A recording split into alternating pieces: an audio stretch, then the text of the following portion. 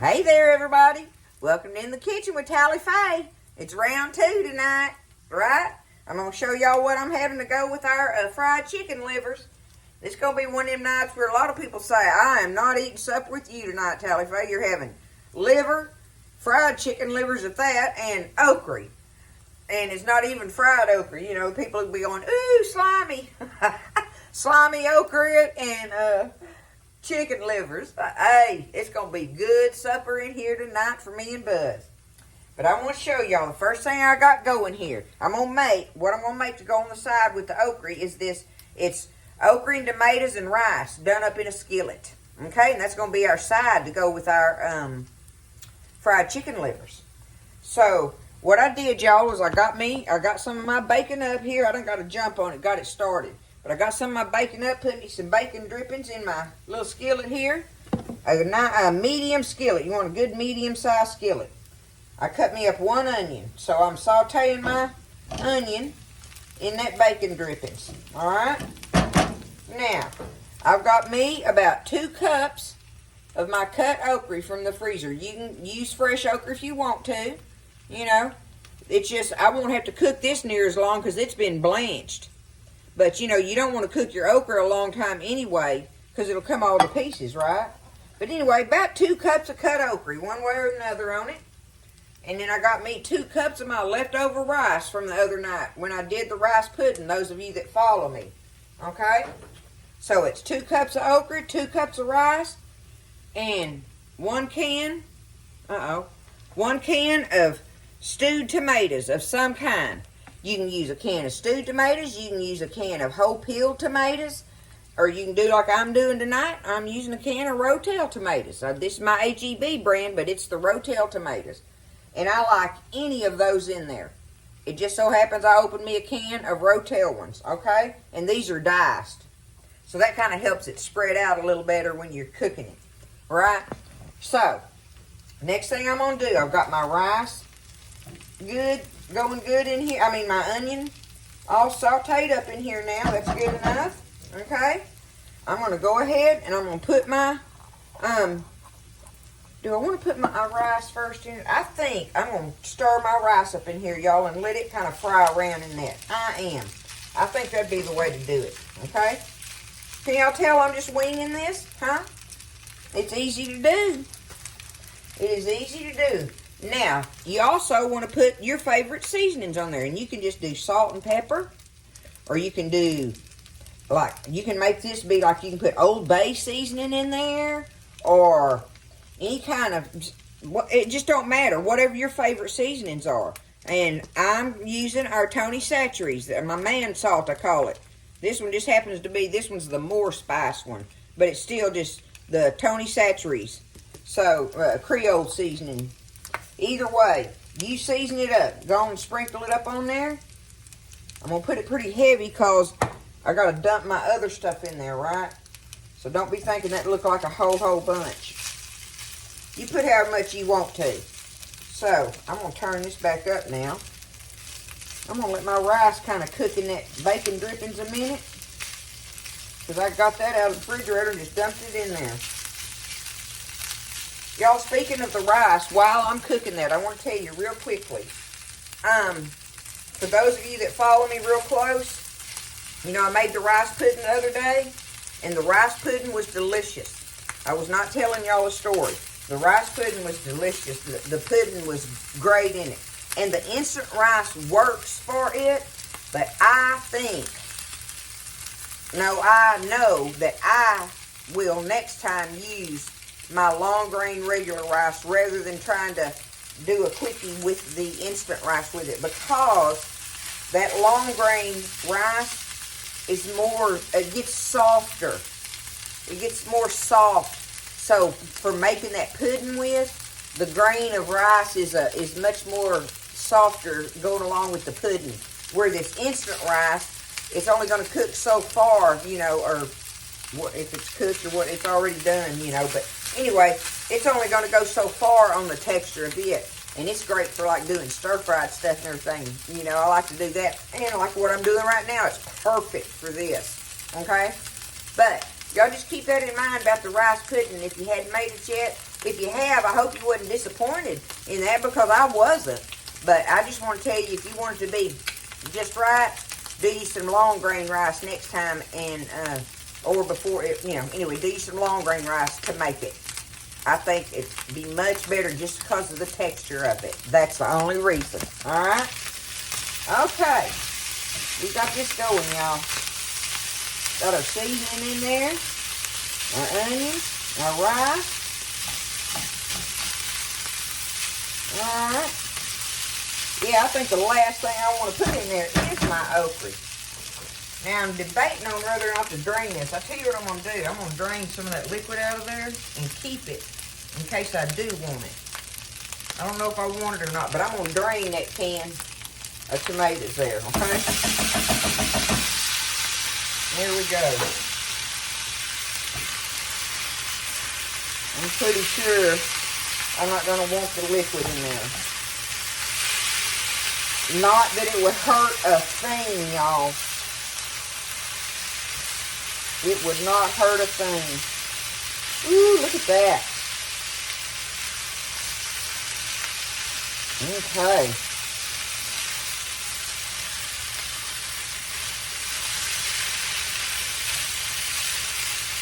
Let that get kind of heated through and through a little bit and good and mixed. Now I took my okra and I even laid it out on paper towel and kind of patted it to help get some of that slime off of it.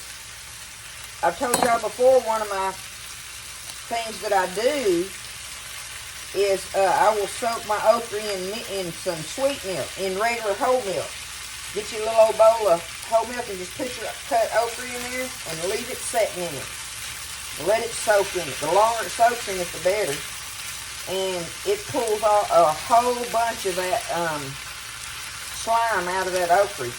Look at that, y'all. Is that not yummy, yummy, yummy looking? Oh, yeah. I'm going to turn my fire down low. And I'm just going to let that sit there and cook, y'all. Can y'all see that? Let me show you up close just how good this looks. Look at that. What do you think of that? I'm going to let it sit there and just cook real low. And come back over here every now and then a little bit and just give it a stir. And we're just going to let it cook until that okra, you can just take you a fork or something and poke that okra and see if it pokes easy. Or get you a bite of it and see if your okra is done to the consistency that you want. But just let it, I got my fire down all the way on low. Walk over here, give it a stir every now and then.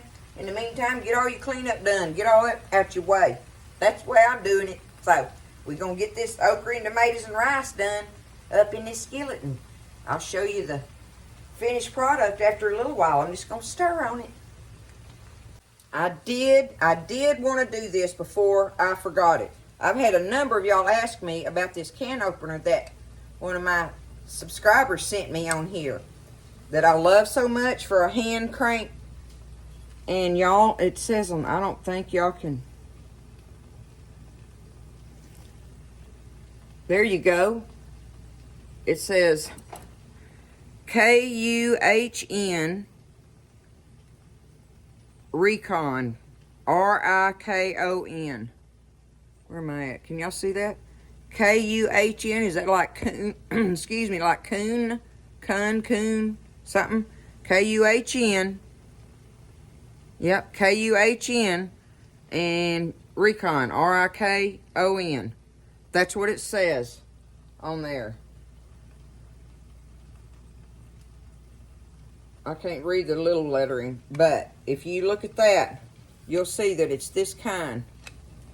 See, you put the lip of your can right there in that, and when on the top of the can, you lay that right in there, and when you do, see, when you start turning it, it closes it on the lid.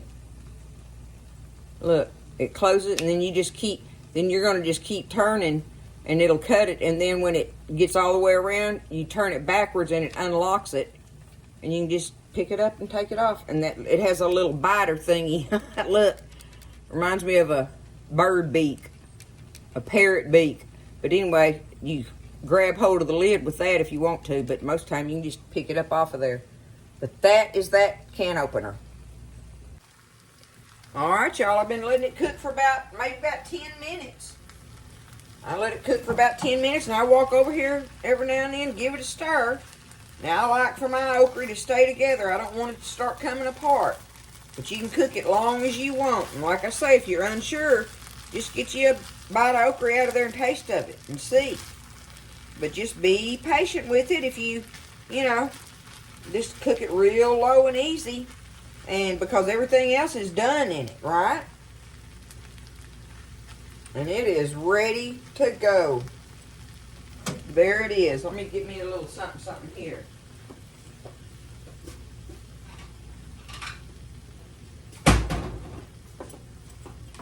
Show y'all this. And it smells wonderful. And I ain't got no slime in there, y'all. I told you, I took that and patted it dry with a paper towel and let that soak up as much as it would, and then just set it back down in the strainer thingy, and there it is. Look at that. Does that not look delish, huh? I know that's some old country cooking there, but hey, y'all know that's what I'm all about anyway, right? And that cost nothing. I had leftover cooked rice, y'all, and so it was some. Even if you don't grow okra, you can have a bag of frozen okra in your freezer ready to go, and that don't cost anything. And a can of stewed tomatoes of some sort, right? Whatever you would like, and an onion. Look at there.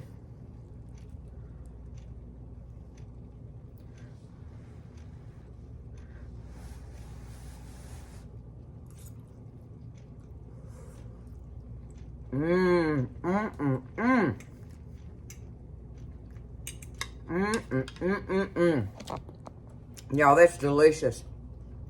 I love this. This is a wonderful side dish. Absolutely.